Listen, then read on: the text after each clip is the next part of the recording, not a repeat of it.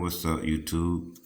I want you guys to check out my process with Frank. Here we are, my motorized bicycle. This is how far I became with it in the process of being done. And what I mean by being done is all I need is the exhaust now. So I took the time and went ahead and put the head on, and it is now pretty much evenly tight to the cylinder body. It has compression now, and the only thing I have to do is hook up the carburetor, put the throttle cable up to it, and it should have throttle. And then the next thing I'll be waiting on is the exhaust. That's the only thing I'm waiting on, and she's gonna be ready to start.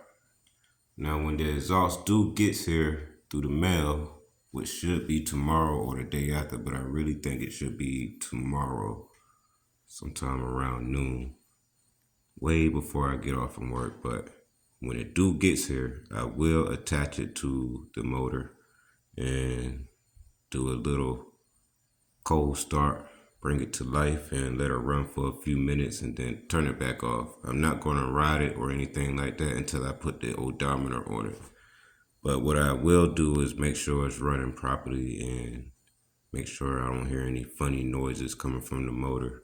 But as far as motor wise, before I put everything on it, everything looks good inside the cylinder body. No scuffs, no scratches, anything that's going to get in the way of the piston when it's in operational movement. Nothing's going to interfere with the piston and cause it to mess up during operation. So that's good news, and I'm thinking that everything is well put together. If not well put together, it's decently put together. And I get to see how everything is working once everything is in rotation. Now, from you guys' point of view that you see here so far, and I'm gonna move the camera around real slow for you guys. If you guys see anything that I miss or notice anything wrong during my project hookup, go ahead and put down in the comments. And to remind you guys, I'm not done. I still got a few more things. Well, not even a few more things, but just a couple more things to attach to this frame. And it would be, job well done, project complete. Just take care of it and ride it around. This would not be used as a delivery, mobile, or I would not be using it to make any deliveries, DoorDash or anything like that. I would just use it for transportation, such as going to work and coming back home from work, or if I need to go to the nearest corner store, local store, Family Dollar, Walmart, and when it's time to get gas right down the street from where I'm living. Those type of things, just to give Lucille a break and save some mileage on her and get the motor to where I really want her to be running and stuff like that. It's in the process and coming in the future. So this is Frank, you guys, and Frank is looking pretty good, man. He's looking like he's ready to get on the road, man. I made a big mess in my living room. Thank goodness I don't have furniture, because I would definitely be in a cluttered position. But everything's looking good on Frank. 0 miles. The frame has been places, but the owner I got it from has taken care of it, but it's just been outside in the weather getting beat on. So I saved it from the weather, just carrying on with damages, slowly processing through the frame. So I bought it from my old neighbor, and she was impressed what I like to do with these frames. So once I get it started, I will be knocking on her door to show her her old bike frame. So here it is. And it wasn't for her, it was for her son. Her son has grown up and got a car, and I still like bicycles, so I purchased it. So I will be showing both of them how it is and see if they would like one for themselves in the future. So as you guys see Frank here, and me getting close to getting ready to see how he ride and everything and get around. To remind you guys, it has a 32. Yeah, it's a 32 sprocket, and I have a lot of hills in my area, so I'm gonna see how that performs. So as I get a little closer to the head, you guys, it is gold. I wanted something to be pretty much matching the chain, so I went for the gold chain, and then I went for the gold head. And this is the Zeta 80 CC two-stroke motor, and I get to see how she performed. But my hookup on this whole project is totally different from Lucille's hookup. I wanted to be more hot rodish, and instead of going with the 2 liter tank, I went ahead and put a 3 liter tank instead on here. And this is a 26-inch frame. And I got a question for you guys, man. Put down in the comments, is there a 27-inch Huffy Cranbrook out there? Is there a such thing as a 27-inch Huffy Cranbrook? I've been looking around on the web, and all I can see and find is a 26-inch Huffy Cranbrook.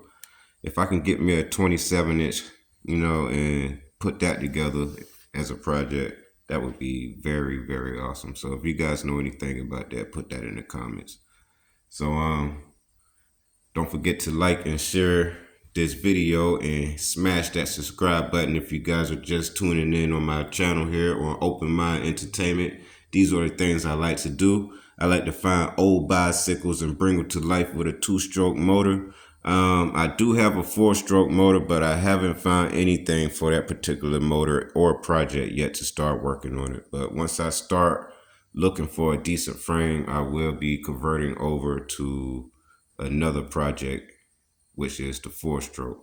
And once I get that going, I will be doing a follow-up video for you guys and showing you what I've done with the process of bringing the 4-stroke motor bicycle to my ownership. But once I get everything with this particular bike frame going and out the way, it will be for sale. This actual frame is the nicest piece of work I ever seen when it comes to material, and I think it's coming out to be a decent project I've put together, and I like it. When I got to the end of it, which is just putting on the head today and making sure everything is tight, I realized that, man, this is nice, man. This is something that anyone would love to see when they see me riding on it, or see it just parked somewhere and waiting for me to get back on it. They notice it and have a lot of questions about it. Oh yeah, I have a lot of answers for this one, man, because it's a story in the process, where it came from and how it got in my possession, and so on when I sell it. So I'm gonna tell the next person that's interested into this thing and want to purchase it, I'm gonna give them a little story of its history, its background, and let them know where it came from. So I went ahead and put the rest of the links right here underneath of the cap of the gas tank, just to give it a little look and style. But this actually shines very bright in the sun, so I love it. What do you guys think about that? I was going to put it on the handlebar somewhere, but I didn't put it on there because I didn't like it moving around. So once I put it here, I wish I had enough links to cover it around, but zip tie to finish it off. I don't really mind. You can take it off and still put gas in there. Gas tank looks pretty, yeah, it's pretty clean in there. What do you guys think? Clean gas tank or dirty gas tank? Put that in the comments. See the little shavings in there, I think. This is something I haven't done yet, so if you guys are putting one of these things together, be sure to make sure your gas tanks are clean inside before you put gas in it and run it through your engines. So what I'm gonna do is, after this video, I'm gonna clean this whole gas tank and make sure that it's clean before I put gas in it. Oh yeah. So I've been working on this thing for a couple hours past the late hours at night, man. I'm talking about 2 and 3:30 in the morning, going on 4 o'clock in the morning. And I have to get back up at 7 o'clock in the morning before 8 o'clock a.m. just to be on time at work. But these are the things I like to do, which is making sure my hobby is put together before the next sun or the next daylight comes up, and I'm already ahead of time in processing and not just sitting around procrastinating, not getting my project done. So I don't want to say too much more about Frank, but you guys are definitely get to see Frank first start and see how he gets to run. This is the Zeta 80cc. I heard a lot about this motor, and I heard that they're pretty strong and very well, not very rare, but becoming to be rare. It's down in one in my comments in the thread somewhere. I got a nice person in there saying that these are very nice motors and they're very strong and they're becoming very rare. So I kind of believe that because when these motors came out, these was definitely the go-to engines when you were looking for the next stage or the next level, to, up your level on your bicycle power to get around with more top end speed or acceleration. But that's my opinion, and there's other opinions out there besides mine. And if you guys have one, put down in the comments what you like about the Zeta 80cc, and I would love to read up on it. But when it comes to Loctite, I want to make sure everything is sealed and not going to be shaken loose. This is orange Loctite, and it's the next step up from, the blue. And once I put that on there and it dries up, it should be good before I start riding on it. No time to back off, no nuts or screws or anything like that when it's running and vibration starts going through the frame and things coming loose. I'm already ahead of time on that. So I went ahead with the arch tensioner and I already put Loctite on the nuts, but I'm going to actually change these U-bolts right here and make them bigger, just like I have on Lucille. I'm gonna put bigger U-bolts on there and go ahead and Loctite it back down, top and bottom. And these tensioner wheels, they don't really go up because I'm still using the same tensioner wheel on Lucille, like probably over 4,000 miles. I'm not even gonna say 4,000 miles. I'm lying on that one. I'm gonna say about 3,000 miles, a little over 3,000 miles, because I've been using multiple engines with the same tensioner on that arch tensioner bracket, and I'm up past 3,000 miles just about with Lucille on that tensioner. So these last a very long time, as long as you keep them lubricated. You know what I mean? Don't let them go miles and miles and drying up the bearings that are inside. Or if you want to make sure that you keep the right maintenance up on it with a time schedule, just do it like every month or every 3.5 weeks after your ride time. That's just making sure you're taking care of it. You know what I mean? Yeah. So 32 sprocket, everything behind it when it comes to the 9 bolts is Loctite. You guys can see the orange Loctite I got on there. I'm making sure this thing is safe. My whole thing about this bike is going to be a little hot rod. It's a 26-inch Huffy Cranbrook, and I want it to be a little hot rod. So I'm a tall person, man. You know what I mean? I'm 6 foot tall, and my legs are hitting the gas tank on this thing. But I'm not going to complain about it because it's not that bad when you throwing your wrist back to make it move and get around, so I don't have to pedal. And speaking of the throttle, man, you know what I mean? That's the only thing I have to hook up when it comes to the motor is the throttle and the exhaust. And this right here goes to the gears, and this is a 5-speed rim on here. So I'm gonna make sure I get this working properly where I can shift it from hard and easy gears going uphill and stuff. So I like to use that. So this comes in hand when it comes to using these motors when you live in an area with a lot of hills. But right now I have the derailleur pretty much set to easy gear. You guys can see the chain is all the way up to the top, and pretty much got my peoples to help me out here and got it to go all the way up to the top for easy gear. So though that my cable is currently not working, you guys can see this, it's missing the whole cable right here, and I'm gonna get a new one to put on there. And once that comes in the mail, I will have all 5 gears working. So you guys go ahead and like this channel, subscribe to this channel if you like this video right here. Once again, this is Frank. This is my new project, my motorized bicycle with the 3-liter tank. And it's supposed to be 100cc, but this is really a 80cc, Zeta 80cc to be correct. And you know, I'm not really mad at the merchant that gave me this thing, but they had it labeled as 100cc. So yeah, this is an 80cc motor, and you know, got them to partially refund me half my money, and I kept this motor, so I'm still happy with this and get to see how it performs. So yeah, I want to give a shout out to one person that subscribed to me and that's around here in my local area here in South Carolina. And I want to thank you very much for helping me out with some items and, you know, to make my job a little bit easier with Lucille. I haven't attached them yet, but I'm going to start on it this week when I'm off. And like I said, man, shout out to my man, Phil Pot, and I want to thank you so much, man. I already shake your hand once or twice, and when I see you again, I'm gonna give you another thanks, man. You know what I mean? You've been helping me out while I've been on my travels. I've been seeing you around here locally, and it's all good vibes, man.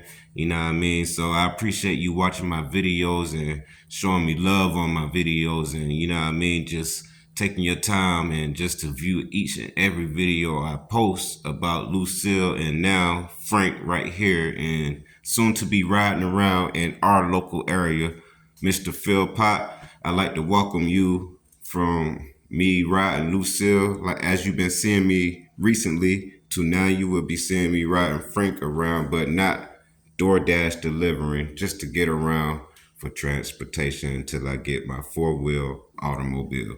So yeah, once again, shout out to Phil Pot, and I appreciate everything you've been doing, man, and showing me the love on my channel. And yeah, man, I see you around.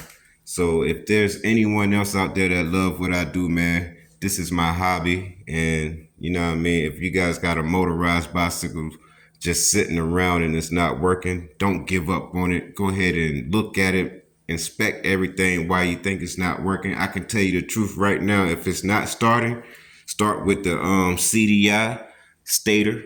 You know what I mean? Make sure that this is not old and used up, and make sure that the wires are pretty much not destroyed or such as just corroded on the inside of the coat.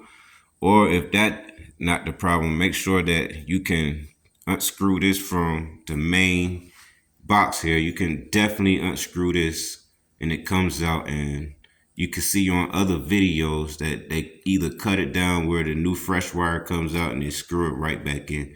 So if you guys are having trouble with your bikes or your motor's not starting, check here and then pull the spark plug out and make a free spin with your hand without the tires touching the ground in the back, and see if you get a little spark coming from the spark plug. That's an easy way for me, but if you guys have another way that's easier for you, give it a try. But as long as you see a spark, this box right here, which is your CDI, it is definitely working if you see a spark. But if you see a spark coming from the spark plug and the magneto is still turning, or the magnet is creating, you know what I mean, a current for the magneto to send a spark to the spark plug, then they both is still working together. You got something going on with your carburetor. So you have spark and you have the magneto giving current out to give to your spark plug, but it's still not starting. So that means you're going to have something going on with your carburetor. Make sure the filter is clean and make sure it's free of any debris. The main thing that gets stopped up first is going to be the filter inside this box here. Just take it off with a Phillips head screwdriver and pull the filter out and clean it with some hot or warm water. You don't have to put a lot of soap on it, but you know what I mean, or no soap at all, but make sure you just rinse it off thoroughly with some warm water, and you know what I mean, just put it back delicately, not to tear it up, what I mean, you know what I mean, on your way putting it back together.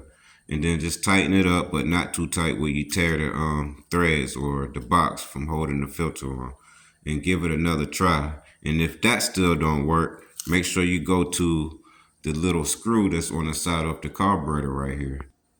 I know you guys can't see the screw, but I'm gonna go ahead and take this off for you guys to see as I explain starting issues with your carburetor.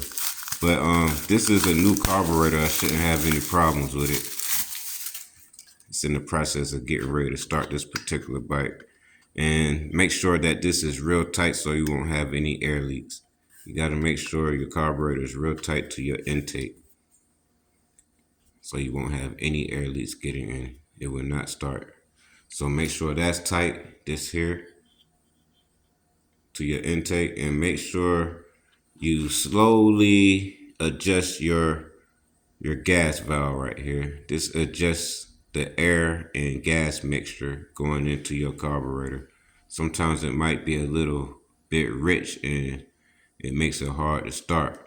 But if you adjust it just right, where the air and the gas is mixing just right, you'll have a nice clean start.